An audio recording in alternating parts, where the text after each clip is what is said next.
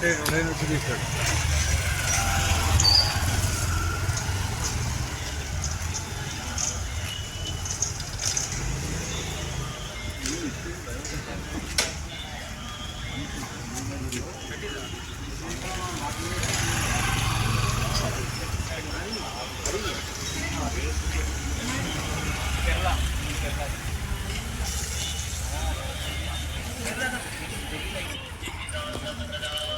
మనకు ప్రస్తుతానికి బంగ్లాదేశ్లో జరుగుతున్న పరిస్థితి అందరికీ తెలుసు. సో మన హిందువుల మీద దాడి ఎంత చేస్తున్నారు, ఇది ఈరోజు కొత్తగా జరిగిన విషయం కాదు.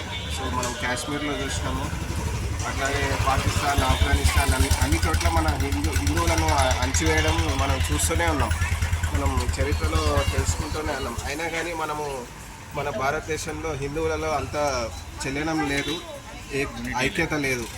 ఐక్యత లేదు.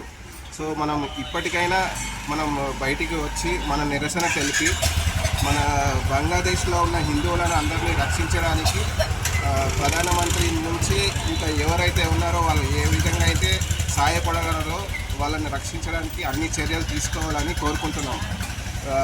కేరళలో, వయనాడులో అంత ప్రకృతి నష్టం జరిగినప్పుడు అందరూ ముందుకొచ్చి వాళ్ళకి సహాయం చేస్తున్నారు. దానికంటే పెద్ద ఇష్యూ ఇది.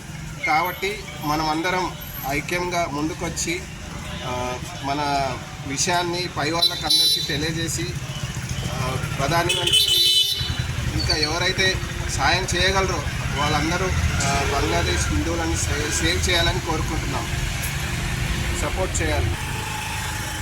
సేవ్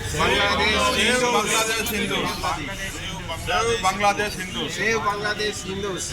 మనం హిందువులం అందరం ఐకమత్యంగా ఉండాలి.